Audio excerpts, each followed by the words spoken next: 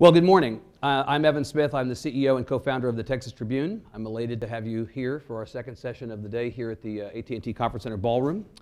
And I'm pleased to be joined on stage by Judge Ken Starr, who spent 6 years as president of Baylor University in Waco, the 14th person to hold that title at the oldest continually operating university in Texas.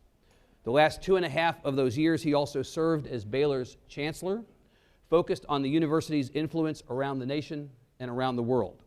In addition to his administrative duties, he served on the faculty of the Baylor Law School as the Louise L. Morrison Chair of Constitutional Law. On May 26th of this year, following an external review of Baylor's institutional response to Title IX and related compliance issues, and against the backdrop of allegations that the university and its administrators failed to respond adequately to reports of sexual assault by multiple members of the football team, Judge Starr was removed as president. Several days later, he stepped down as chancellor. On August 19th, he resigned his post from the law school, completely severing his ties to Baylor.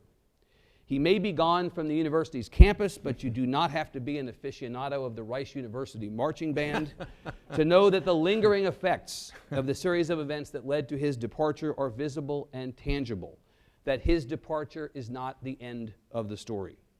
In a May statement, Judge Starr said he was, quote, eager to respond to questions about the matters that led to his removal.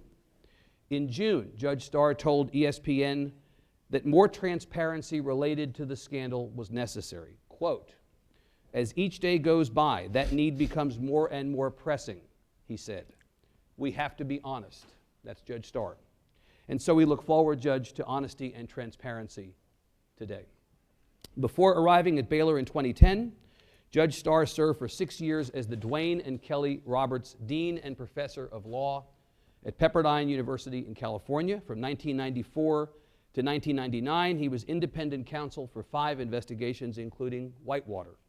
For the previous 4 years, he was the Solicitor General of the United States, during which time he argued 25 cases before the U.S. Supreme Court. Before that, he spent nearly 6 years as a judge on the U.S. Court of Appeals, D.C. Circuit, appointed by President Ronald Reagan.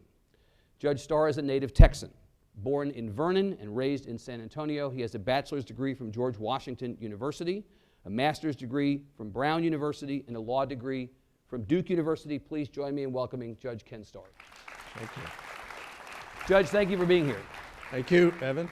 Good to be with you. Judge, I want to begin by asking you why you're here. Of course, I know the answer as to why you're here because I asked. But I want to relay, for the benefit of the people in the room, the context for your being here, and then I want to ask you the question that people have asked me.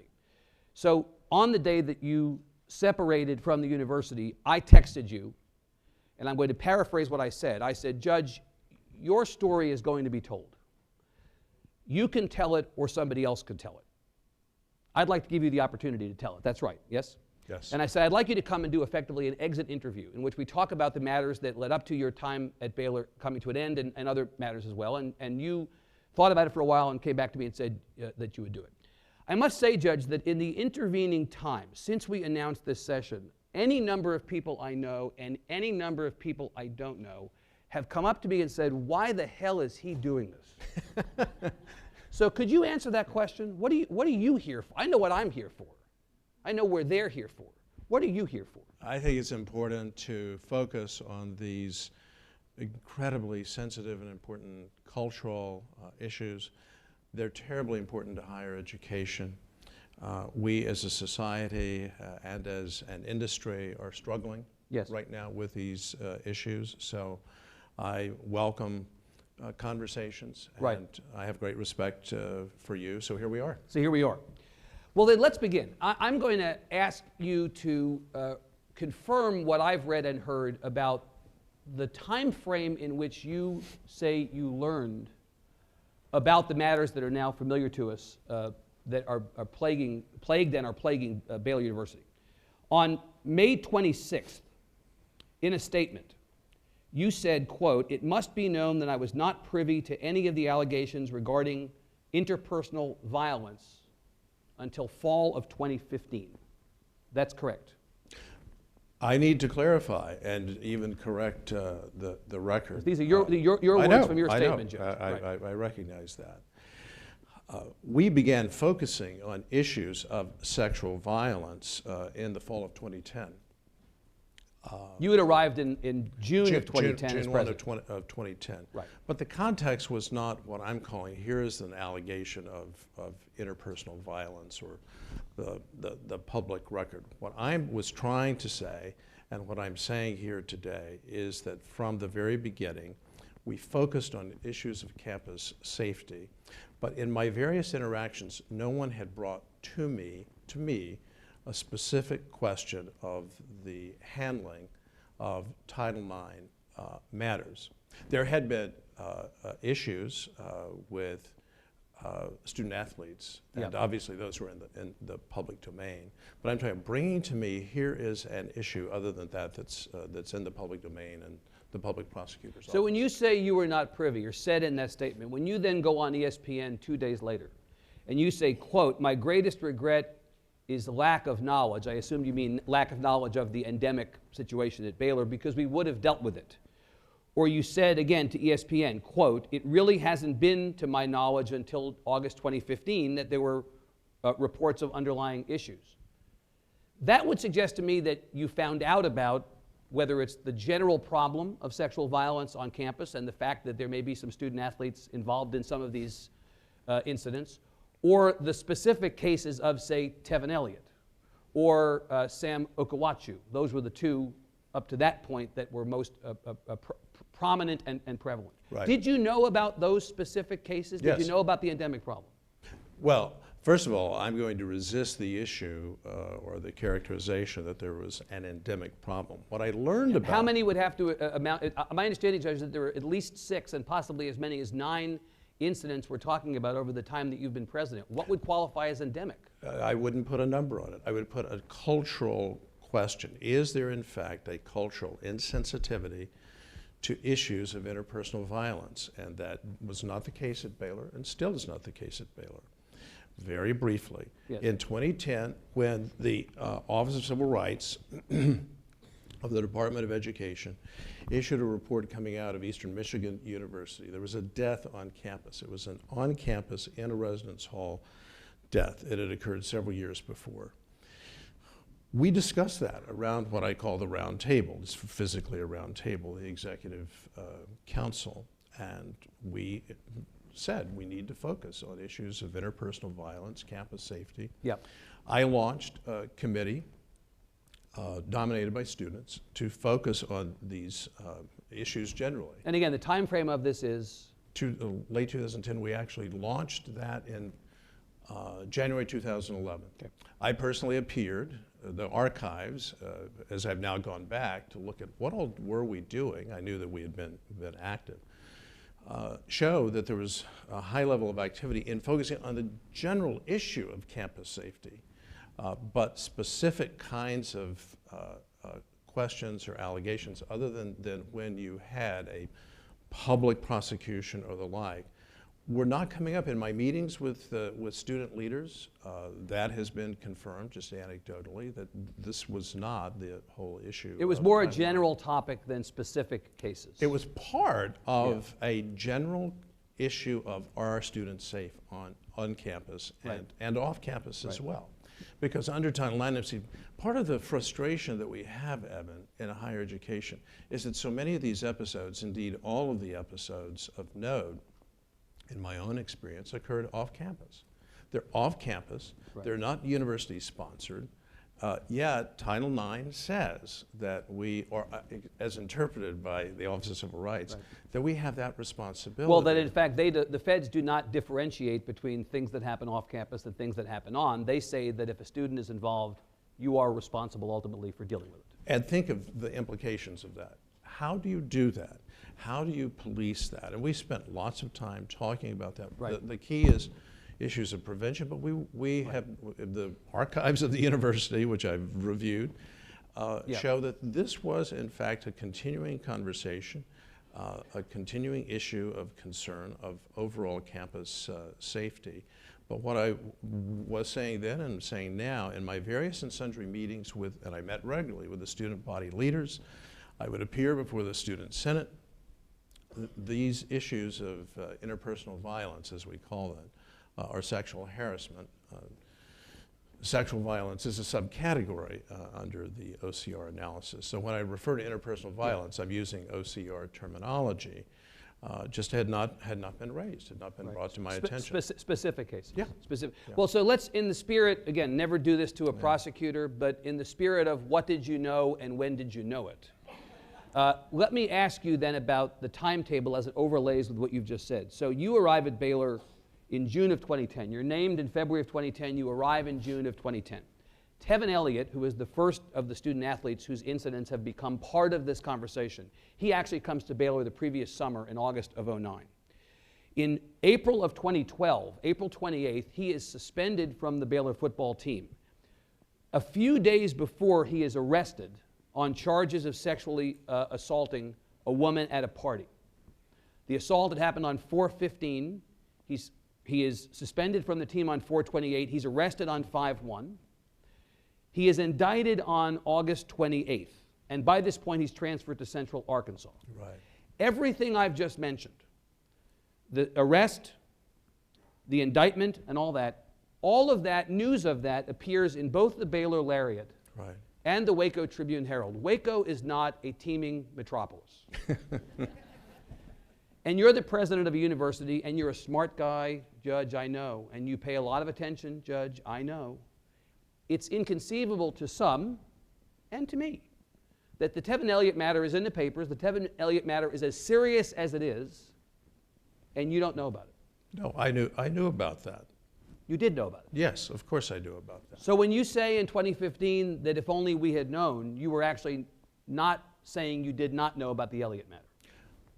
That's exactly right. I did know about the Elliott matter. What I was trying to say, and what I would say right here now, is that these issues were not being brought to us as a question of policy. Bad things are going to happen at any university. Right. And so there was nothing other than this was a terrible, terrible tragedy and a crime. Right. But that it was not something that raised a policy question that we weren't, frankly, already focusing on. So now let me be a little bit more specific. Yes. What was being brought to me, much more belatedly, shall I say, was what I would call the failure of our first responders. This I was totally unaware of. And who are the first responders? Both the police and then our counseling center. There were issues that I became aware of with respect to our lack of sensitivity, our lack of care, lack of concern. That's what I'm trying inartfully to say. Right, so knew the facts but was not aware that the response was not up to what was deserved or what was warranted. Did you know about Sam Okuwachu's history at Boise before he arrived at Baylor? Were you even aware of him coming to campus? No.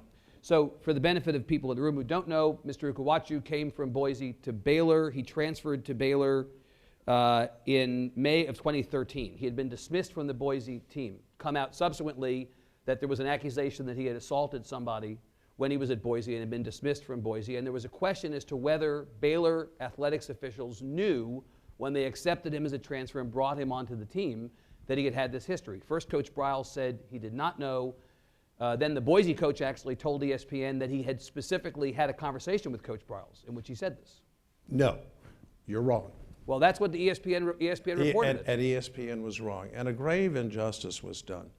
If you check the records, this is now all in the public domain. Yes. Sam Okuwachu was not dismissed because of any act of violence whatsoever. In fact, as part of our regular procedures at Baylor, that consistent with NCAA policy, we received at the time a form from Boise State that said he is eligible for returning. Yes. And that's key. Is he eligible for readmission? Moreover, Coach Peterson did not say, has never been quoted as saying, that I told Coach Briles about, quote, violence. There was no such conversation. There was a conversation. When we But ESPN has reported that. You know that. And they took it down. And they've taken it down. They took it down because it was a terrible injustice to Art Briles. I think it's also an injustice to Coach Peterson, now at the University of Washington. I just don't think, Evan, stepping back, common sense, would one head coach say to another, please take a violent person off my hands. It just is not going to happen. So then the university's position with regard to Mr. Ukuwachu is we did not know. We did not know of anything that would have caused us to be wary of taking him onto the team. Correct. In fact, to the contrary, all of the indications were that Sam was depressed. He's from Houston. Yep. He should have stayed closer to home. He's first generation, a wonderful Nigerian-American family. And he was very unhappy. But the reason that he was dismissed, he wasn't dismissed from the university, he was dismissed from the team. From the team. For violation of team rules. And what was this violation of team rules? It had nothing to do with violence. Right. So it had to do late for practice, etc. So when Mr. Ukuwachu then later is accused of assaulting a woman in October of 2013, he's ultimately, case goes to the McLennan County District Attorney in early 2014. He's then indicted in June. He's arrested. He's indicted in June, arrested in July, and convicted in August of 2015, which is when the world becomes aware of those issues. This was not a case where the university feels like there were signs we should have seen. Right. Correct? That's correct. I just want to reiterate, yes, because we were watching in our offices the ESPN run, and it was saying that Coach Peterson told Coach Briles about, and they used the word violent. yes. Our press people were calling and said, that is simply not true. You're now on notice that what you were saying is absolutely false. Right. And they took it down. So, and Coach Peterson But has by come that back, time, and Coach Peterson's come back around and verified what you say and ESPN got wrong. that I don't know. So you don't know if Coach Peterson has come up and objected to what ESPN said as well. We tried to get the University of Washington, he had moved. To clarify the statement, because all the statement said is, I told Coach Briles fully, I briefed him fully. I mean, he used a capacious word. And so an inference was drawn by ESPN, by SportsCenter, that was absolutely false. But you say it was false. False. Right. And I want this record to show Coach Briles has been calumniated because of that, and it's completely unfair. Unfair.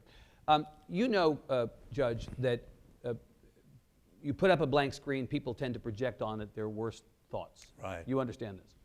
As it relates to the question of your knowledge and the knowledge of the administrators at Baylor, there are typically three, or I think understandably, three narratives that potentially are suggested for what happened here. One is that you simply did not know about what was going on to the degree that you and others might have needed to deal with it, and the Pepper-Hamilton report took the university significantly to task for its response. A second is that you did know but chose not to do anything about it, and a third is that you did know and you wanted to do something about it, but that somebody kept you from doing something about it, that handcuffed you in your ability, that you desired to do something more proactive, more aggressive, but you were told basically pump the brakes. It is the first. It is indeed the first. So at no time were you guided by regents or anybody else to lay off the athletic department, lay off the football team? Absolutely not. Moreover, this goes back to, is an issue episodic? Is it going to happen? It's horrible, it's tragic, it may be a crime.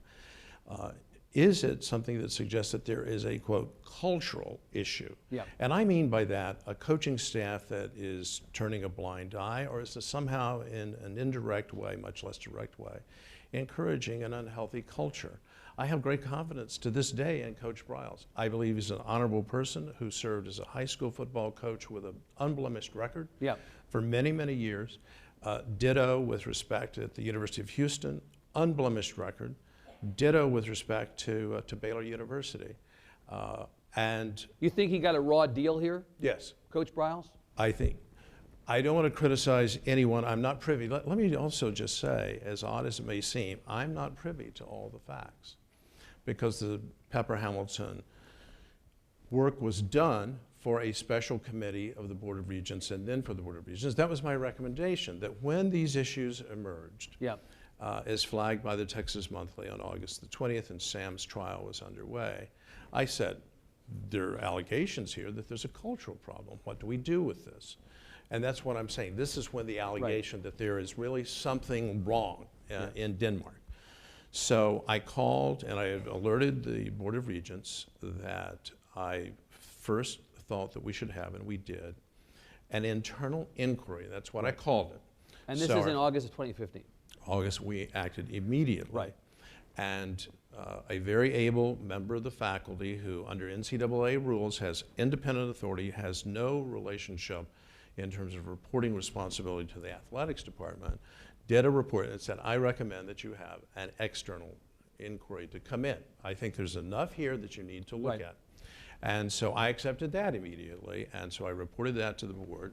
The board accepted that. So I think the board behaved very appropriately, responsibly, and frankly, so did the administration. We acted very promptly to say, let's get to the bottom of this matter. And then the Pepper-Hamilton folks from Philadelphia came in. But they reported structurally, not to the administration.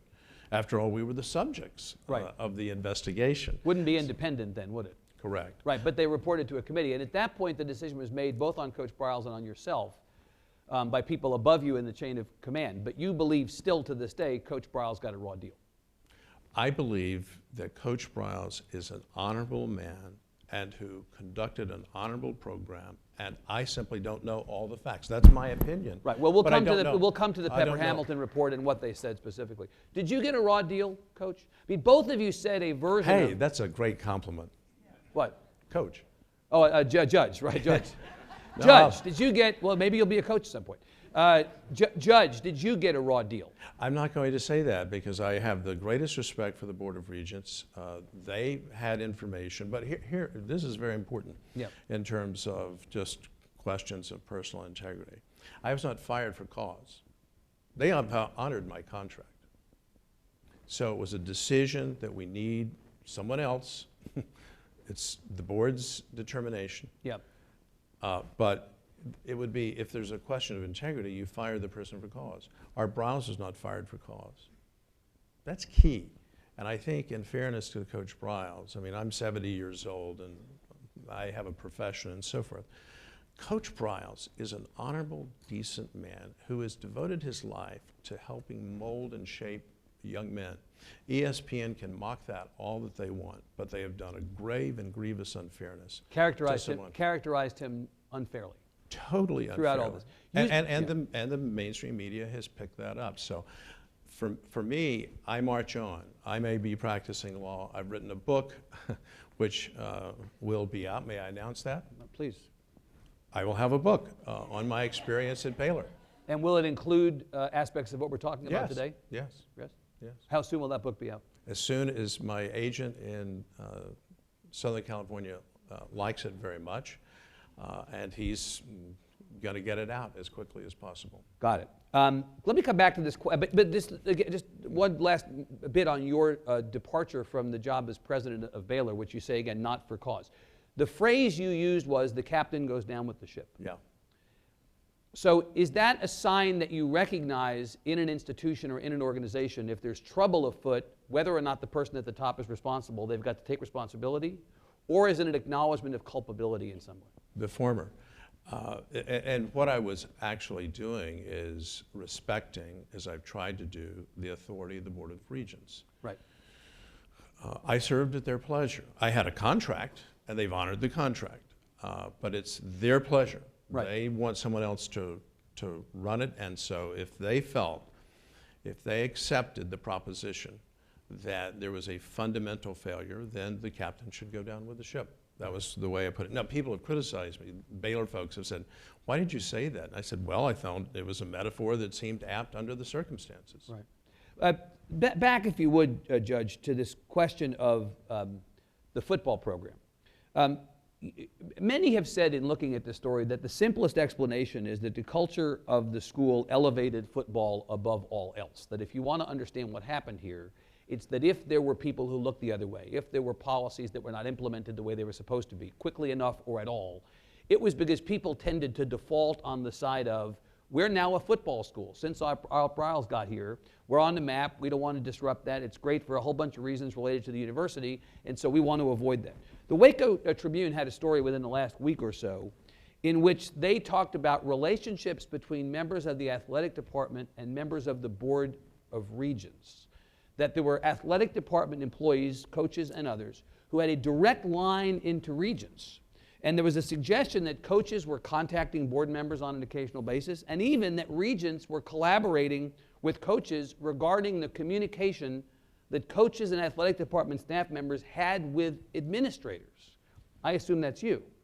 So No, it would be with the athletic director. well, no, so you don't think that there was a situation in which the athletic department was possibly circumventing the leadership of the university by going directly to the regents to deal with them on matters? I don't know that. You know nothing about that. I don't know that, because again, that part of the Pepper-Hamilton report to the board, I was not privy to at all, and I don't have it to this day. Let me say something about the Pepper-Hamilton report. Yes. Because there's no report. Right. So we're dealing with a situation that is challenging. So people know, an executive summary, essentially, right, has been released. A summary of their findings. But not by Pepper-Hamilton. But not by Pepper-Hamilton. See, here's the way that the industry ordinarily works, and this is what, frankly, was contemplated at the outset. Yes. That there would be a report, there would be, of course, protection of confidentiality, right. privacy protections for any student, especially the victims of interpersonal violence. And that's required by federal law, and rightly so. Right. And just common sense and common decency tells you that. So if one goes, and this has been publicly reported to the Pepper-Hamilton website, but and Pepper-Hamilton is a Philadelphia law firm that has been engaged to do these kinds of investigations. You'll see elsewhere. Exactly. Excuse my interruption. Yes, that's right. That they produce reports. Right. And so I looked at the Occidental College report, because these issues emerge from time to time, and colleges and universities need to respond in an appropriate way. That's what we do not have to this day. So the Waco Trib continues to be reporting, just day before yesterday, and I think Waco Tribune Herald folks are here. Bill Whitaker, the opinion page editor, is I think perhaps even in the audience. My point is, additional fact-finding is going on, or investigative reporting. And I'm learning things. I'm learning things from KWTX television, which has had some very interesting reports telling me things I did not know. That you did not yourself know. Correct. And again, with regard to the Pepper-Hamilton report, which was a pretty harsh, I mean, again, what we know of it, what has been released, the findings, pretty hard on the university, on the culture of the university, on what administrators and the athletic department did. There are a lot of people who've said that there should be more stuff released. You yourself have actually suggested. Yes, we need to. That was at the fundamental core of my resigning. Who is responsible for it not being released? Well, it's a decision of the Board of Regents. Yeah, and you disagree with the decision. And that was part of the reason for my resigning from. I was fired as president, but I remained as chancellor of the university. I then resigned on June 1 as chancellor of the university as a matter of conscience. And you did that because they would not allow the full report to be seen. That was part of the reason. There were other reasons as well, including, as I've said publicly in a Tribune Herald extensive interview, that we were simply not able to come to terms, having nothing to do with compensation, the terms and conditions of what the role of the chancellor, or whatever that function would be called, would be. Right. Now, this week, the Dallas Morning News itself editorialized. I mean, the matter is obviously not closed. This is the Dallas Morning News editorial specifically related to the release of the Pepper-Hamilton report. Regents continue to offer no convincing reason why they can't provide information showing the correct people have been held accountable. From their perspective, the issue is not that we need transparency for general reasons, it's that specifically they question whether the right people were held accountable for the matters identified in the Pepper-Hamilton report. Are you concerned that people who should have been held accountable on campus have not been held accountable? I'm not going to comment on that. Why not, Judge? On that, I think I don't know enough of the facts, and I don't want, I have a lingering concern as long as we don't know the facts, and I'm not going to opine, even by implication. Right. Unless I know all the facts. But you understand, Judge, this is a little bit like a murder case where the police think they have the right person, and there may be the person who actually committed the crime walking among us. It seems to me that somebody who's committed to the law, as you have been for your career, would be absolutely adamant that the right person is punished. I have been very clear that we need to have all the facts. I don't want to start accusing people until we have all the facts. First things first. John Adams said to the Boston jury, facts are flinty things. And I think that's part of Right. The call that we're hearing, not just editorially, but people within Baylor Nation. I think that's why the investigative reporting is still underway and so forth. And Baylor is such a good place. It is such and it's a very happy place. Voted again by the faculty and staff. This last year, in the middle of the unpleasantness, best college to work for. We're a very happy place. Look at our entering class. You might say, well, people are not going there. It's a very large class, second largest class in history. 35% of folks from out of state. Set another record. The point is, there's this meta-narrative out there, and you are echoing, which is your job, the meta-narrative. And then there's the reality on and around campus and within Baylor Nation. So the frustration is we just don't know all the facts. And let us stipulate that until this set of matters was out in the public and on the table, generally speaking, the tenure that you had at Baylor, I mean, it's a little bit like, other than that, Mrs. Lincoln, how was the play? I acknowledge that. But let us stipulate that your time at Baylor, but for this, was generally regarded as a time where the school was on the ascent. I want to ask about Title IX specifically. It's come up a couple times. So again, time frame, timetable. When you arrived as the president of Baylor in 2010, the dear colleague requirements that the feds put into place were not actually in place. Right. In June of 2010. But and by the way, those are not requirements. It's more of a... It's guidance. Guidance. Dear colleague. And a number of law professors around the country, including at Harvard and Stanford, have sharply criticized OCR for seeking to, through the back door, to impose requirements. And to tie federal funds to those requirements. Exactly. Right. And I believe that is, I'm just going to go ahead and say it, I think that it is an abuse of power, an abuse of authority, and that is not just my opinion, it's the opinion of very thoughtful people. Ask the Alan Dershowitz of the Harvard Law School. Right. This is just not right. Well, and you're answering a question possibly that I'm going to ask as to what happened, because here's the sequence. So April of 2011, the directive, and I'm going to put that in quotes because, as you point out correctly, it's not a rule, the directive from the feds requiring, in quotes, schools receiving federal funds to have Title IX coordinators, to have a Title IX coordinator, and to publish grievance procedures for sexual assault and violence. That is when those guidances, or that guidance, comes into effect, April of 2011. It was found later by the Pepper-Hamilton report, and it seems evident from the facts, that Baylor did not implement those requirements or hire a dedicated Title IX coordinator for 3.5 years. Wrong. Okay, that is absolutely wrong. What did you do, sir? November 2014 is not when you began to implement. Correct. We had Title IX activity. We had, in fact, I recall 3 different coordinators. I think the misunderstanding, and it is a misunderstanding, it was only in 2015 that OCR said you should have a full-time dedicated... Well, that's what I said dedicated coordinator. Okay, dedicated coordinator. That's the key. We had a dedicated full-time coordinator in November of 2014. Yes. We were ahead of OCR.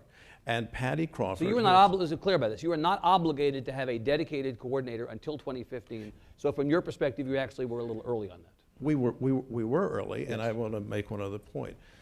And I think there's a broad misunderstanding, including within the Baylor family, that we had not designated a Title IX coordinator. We did, in compliance with the law. I can name three of them in succession before a consultant came in at our request, based upon all of the work that I've been describing previously, beginning with the student panel, which ripened into a university-wide panel, on student safety generally, including Title IX. Margolis Healy, a very fine consultant, came in. I met with them, and they said, we think that the evolution is moving toward a full-time Title IX coordinator. You've got a Title IX function, it's running, but we think you should move in that direction. So we were months ahead of OCR. And yet I've read in the paper, well, you did not have a Title IX coordinator in place until what you just said. November 2014. We were in compliance with the law. So once again, it is an But of untruth. course the Pepper-Hamilton, but Judge, and I'll come to the Pepper-Hamilton report in a second. The Pepper-Hamilton report basically says, look, among the many things that we find lacking at Baylor is that Baylor's, I'll read you the quote. Baylor's efforts to implement Title IX were slow, ad hoc, and hindered by a lack of institutional support and engagement by senior leadership. The university's student conduct processes were wholly inadequate to consistently provide a prompt and equitable response under Title IX. Don't take my word for it, take their word for it. And They're suggesting that your Title IX efforts were insufficient to the task. And I have a fundamentally different perspective. Disagree with it. So just for the record, because again, this, fan fiction, people make stuff up to fill in what they don't know to be true. You don't have a problem with Title IX, personally. Oh, I love Title IX. Title IX has been an instrument of great reform and has historically been used to bring about gender equity in athletics. And so when you look at the numbers are really off the charts in terms of the number of opportunities for women student athletes. And I've seen that personally at Baylor. Our equestrian program is a tribute to Title IX.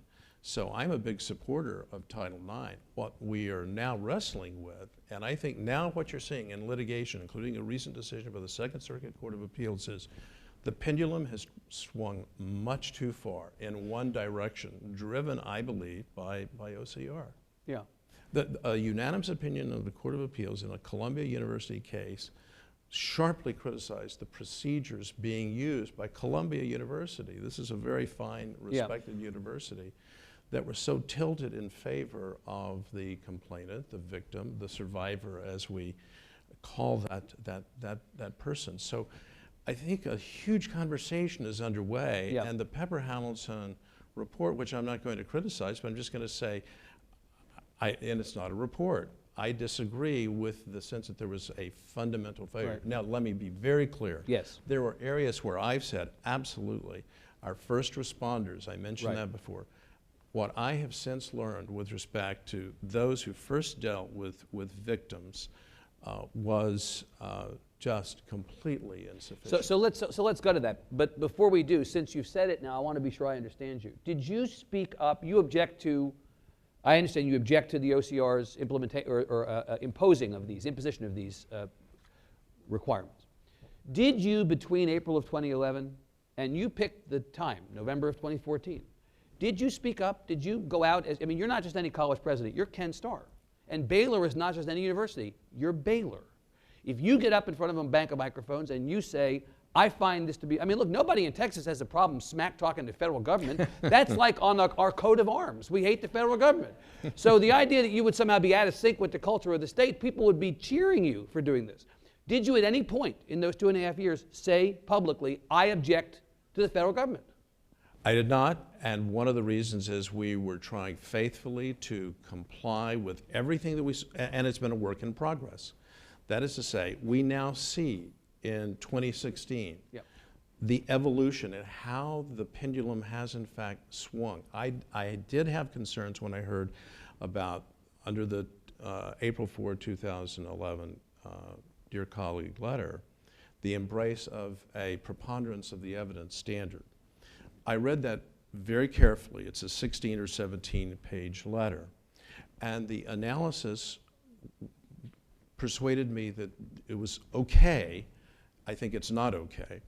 Persuaded me it was okay because it said Title IX should have the same standard as Title VII of the Civil Rights Act of 1964, enforced by the EEOC. I said, well, maybe that's right.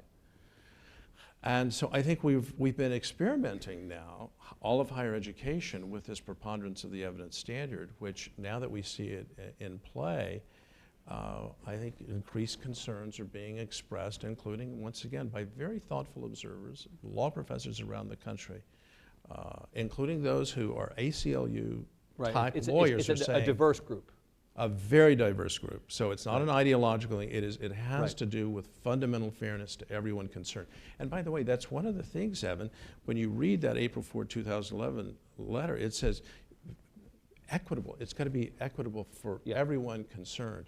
And it has become so complex. Here's the situation that I found myself in those waning months at Baylor. I'll be very, very brief on this. But I was astonished that we said the cases are so complicated and are so difficult and so sensitive. We're going to be bringing in retired Supreme Court justices from Iowa and Pennsylvania. So they had no ties to Baylor whatsoever.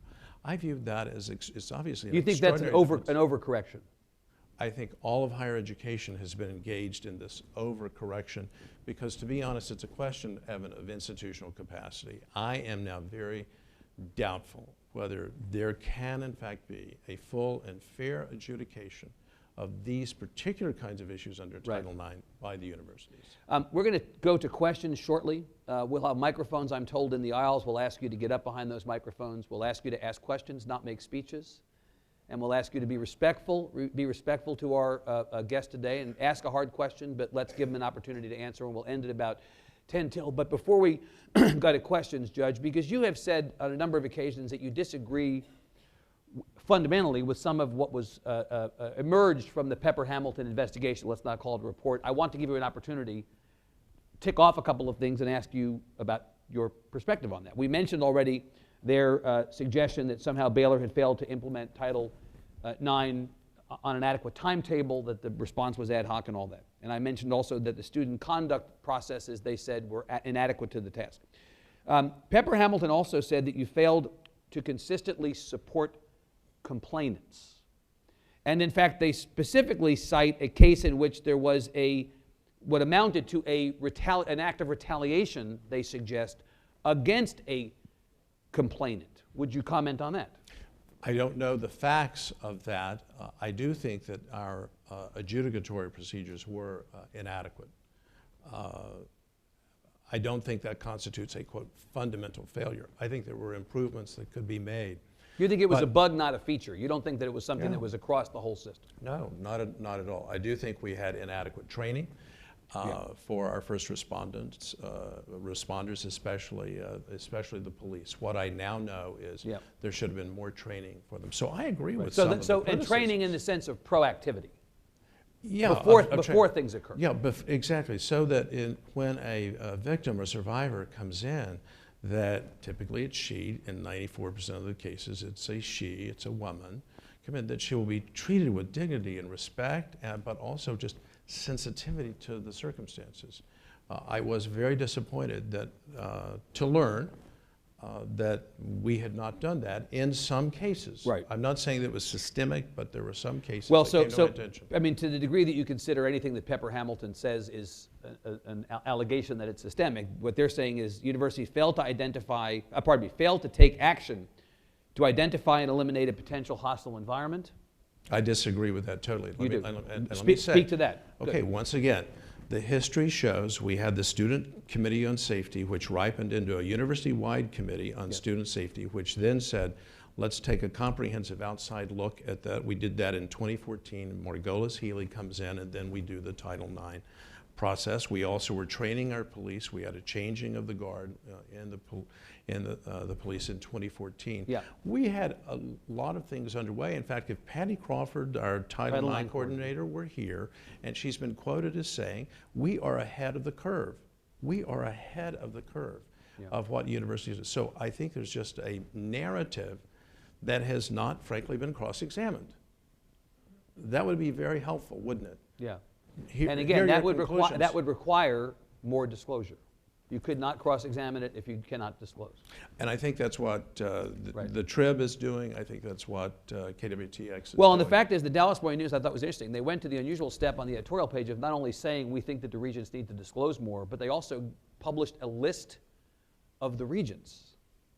And they said implicitly or explicitly, here are the people who are keeping disclosure from happening, with the idea that maybe people should be contacting those people. Would you encourage people to contact the regions? No, listen, I want to say this. A lot of the regions are my friends. They fired me, but they continue to be my friends because they were making their judgment. What is in the best interest of this university? And so we need the changing of the guard. And I completely respect that.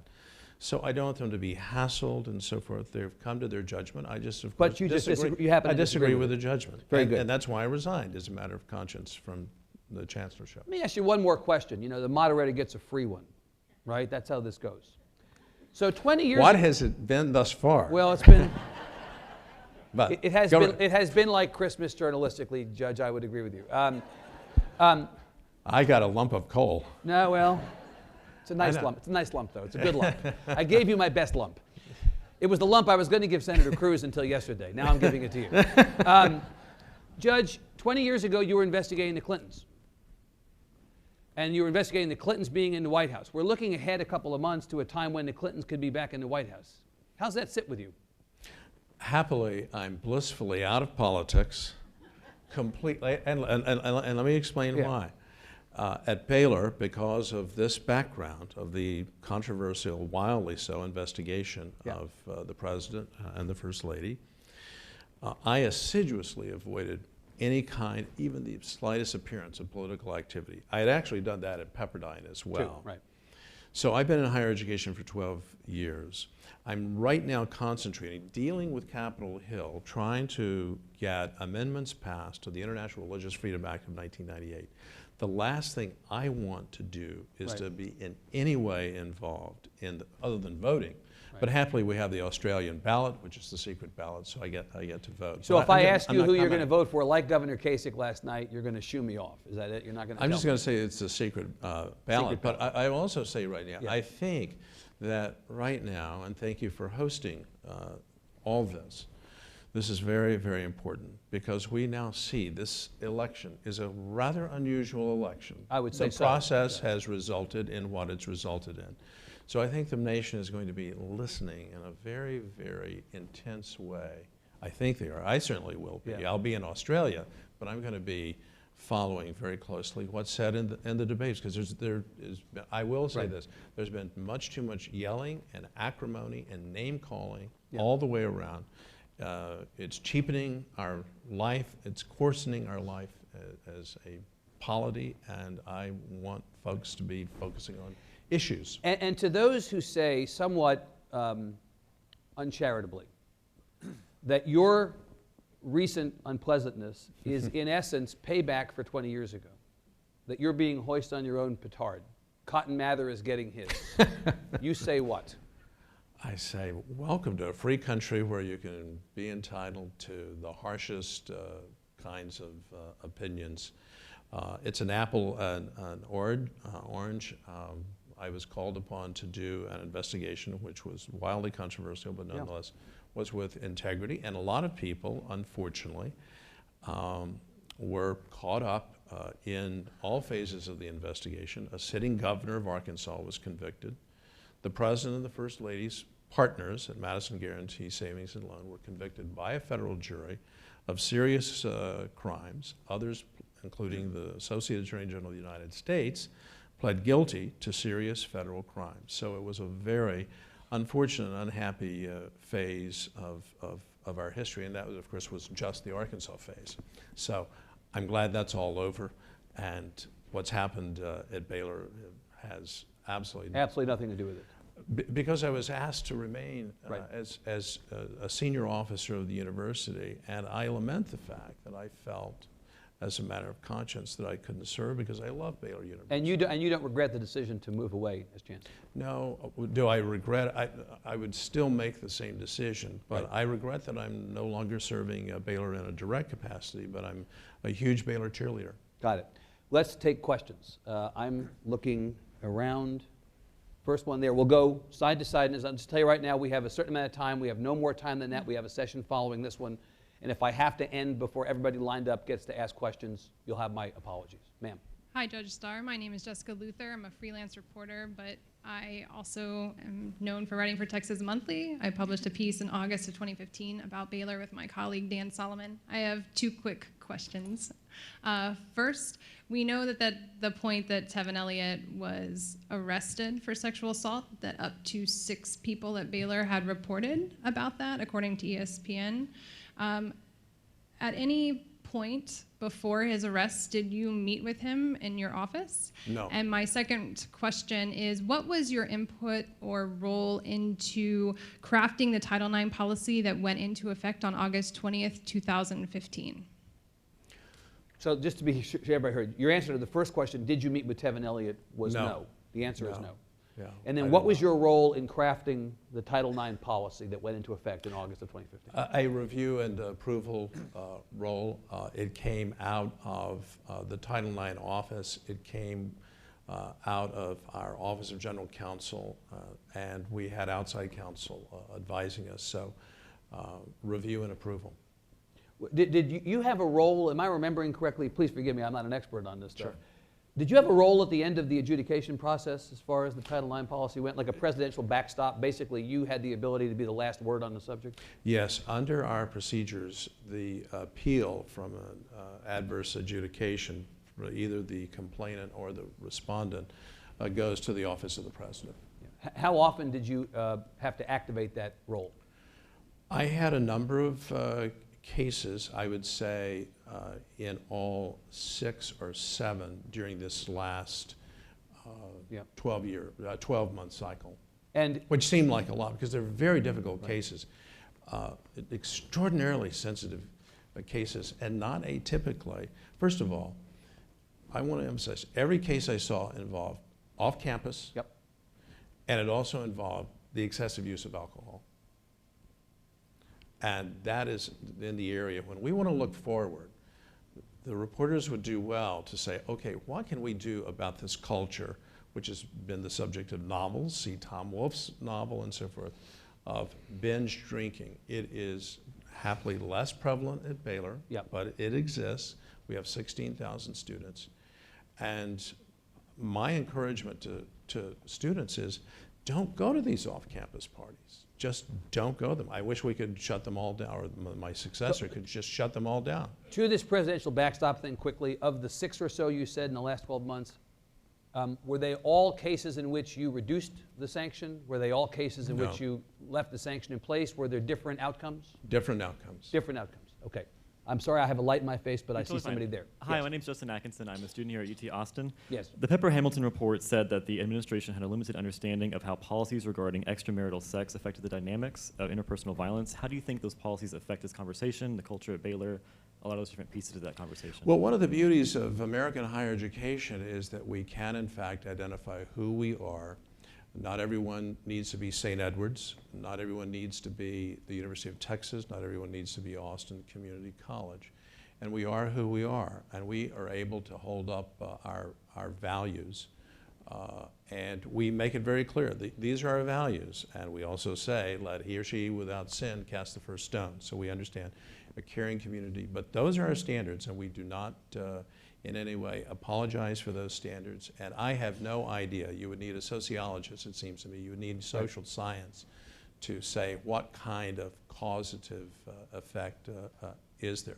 But everyone knows when they come to Baylor University that we hold up a very high and traditional standard that's Orthodox Christian doctrine. It's also Orthodox Jewish doctrine. It's part of the historic tenets of the faith.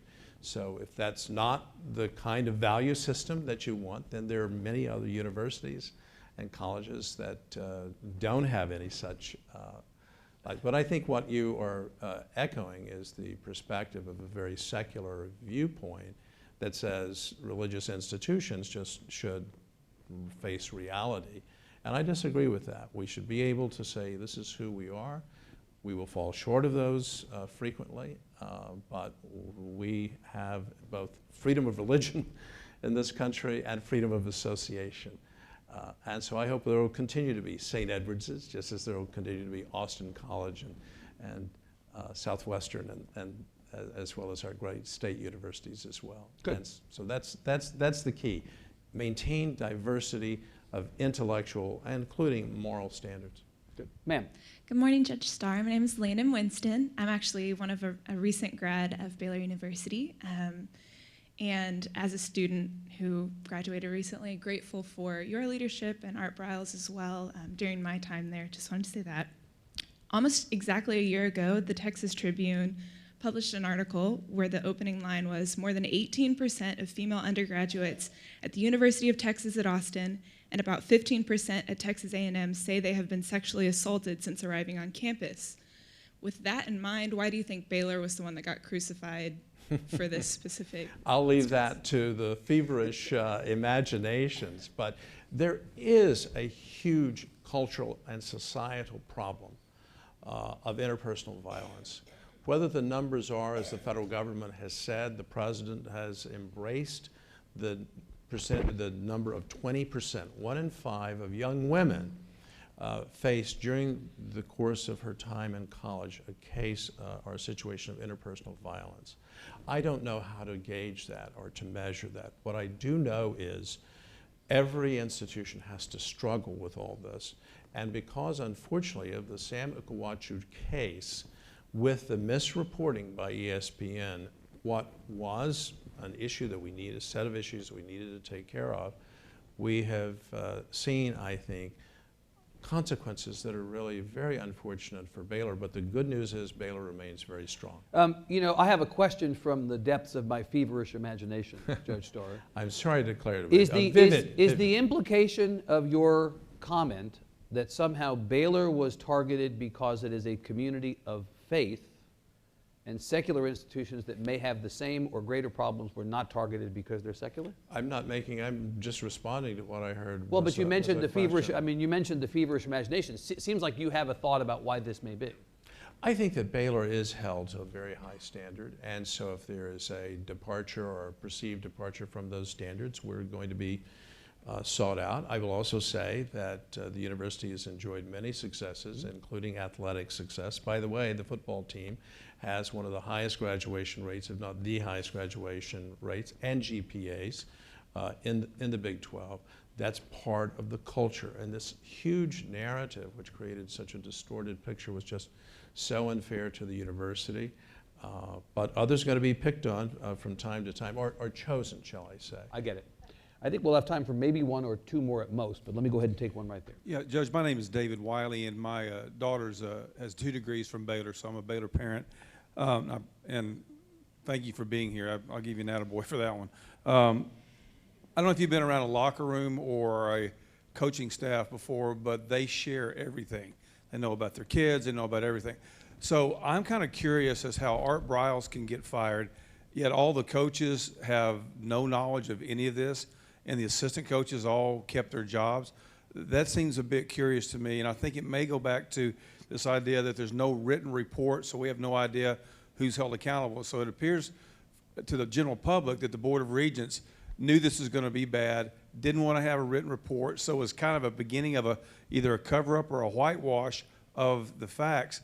And so at the end of your presentation, I'm not sure who's at fault here, because you don't know the facts. Art Briles is a great guy. Who's responsible? And what do we do about that?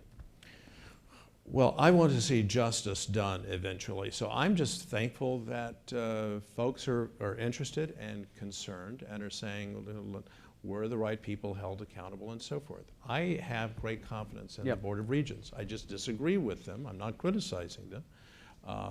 In no way disparaging the Board of Regents. So just honest people can have differences of opinion in what is in fact in the best interest of the university. I'm a transparency and sunshine guy. But these are all questions, the kind of question that you just raised are questions that are being asked throughout Baylor Nation, and I hope that we can bring this to resolution. The good news is Baylor is doing extremely well this year, and the faculty is in a very, very good place. There's concern, needless to say. You sense that some of the fog has lifted? Yeah, oh yeah. I think the fog was, you're never immune on campus, but the campus, when you look at what happened this summer in terms of the size of the entering class and so forth, and the makeup of the interesting, and to me, one of the great indicators of a healthy institution, when I came on board, we had 20% out of state. I said, that's great, and all 50 states are represented, but we need more of a balance in the student body. We're very proud of our diversity, but let's work on having more students from out of state. Well, one would think, in light of all of the ESPN-generated publicity, that there would be, shall I say, a chilling effect. None whatsoever. Applications remain strong. Now, why is that? It's because our young people communicate with one another, right? They know one another, and they go into social media and say, is this a place where I'm safe? And of course it is. We're now working, the other thing is, I would just say, one of the things that we were not doing well in higher education is bystander intervention. What I now know from reading the records of different appeals is bystanders could have stopped these episodes from happening. So if you see something, say something, essentially. Get involved. There it is. TSA and Homeland Security, the same thing. And so I think the nation has learned. I could look back and say, yes, we should have done more on bystander intervention. And that, I think, is happening, not just at Baylor, but around the country. Hopefully we'll see a subsidence or a diminution in these horrible acts that leave people so victimized, as well as people whose lives are ruined, and perhaps unfairly. Okay, that's got to be where we ended, and that's a point that I think we, yes? Marie Cox. Anna Marie Cox, Oh, MTV hi, Anna. News. Okay, go ahead, Anna, go ahead. Last question. Thanks. I hardly know where to begin, honestly. I guess I should thank you for being here, but I'm appalled. I'm appalled at what you've said today. I'm appalled at you saying that Art Briles is the real victim here. I'm appalled at your lack of curiosity, apparently, about what's going on at your own university. Did far beyond the football team, from what I can tell, the reports that I've read, that you say that you're just finding out now. I mean, you keep saying, well, I'm not privy to, I don't know the stories. Given your history, like, your lack of curiosity is really astonishing to me. I mean, you were willing to diagnose a culture of binge drinking, but not a culture of sexual assault? Really?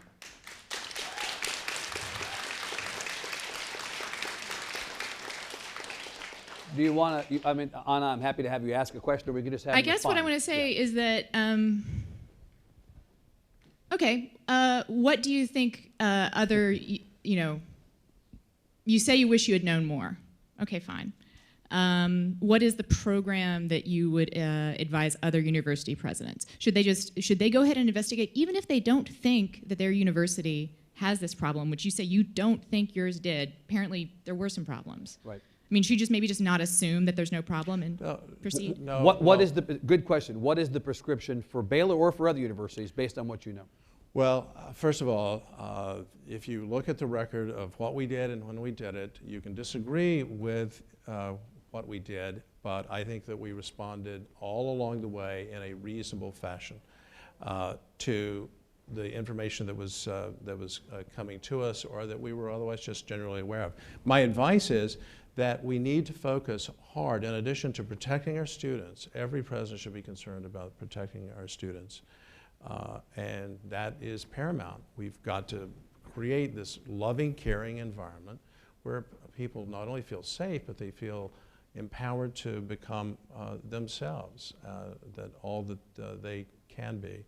My specific point would be, we need to steep ourselves in the policies of OCR, and to make sure that after we've done everything we can to prevent these horrible things from happening and responding well, that we have a procedural mechanism in place that really does achieve the goals that were set forth by OCR in the April 4, 2011 letter. And those goals are the efficient and equitable resolution of these disputes. I don't believe we have that now across the nation. And courts are beginning to step in, and that will be an interesting area for future reporting. The current system in American higher education, as driven by OCR, is being found faulty by fair-minded judges, including this opinion that I mentioned by the Second Circuit Court of Appeals in New York, is really quite stinging to the procedural mechanisms put in place by one particular university, which is a great university. We're all struggling with it. And to be as thoughtful as we can in fashioning a regime that's fair to everyone, but also responsive, of course, to the victims. Judge, thank you. Audience, thank you very much. Appreciate you being here. We'll see you again. Thanks very much.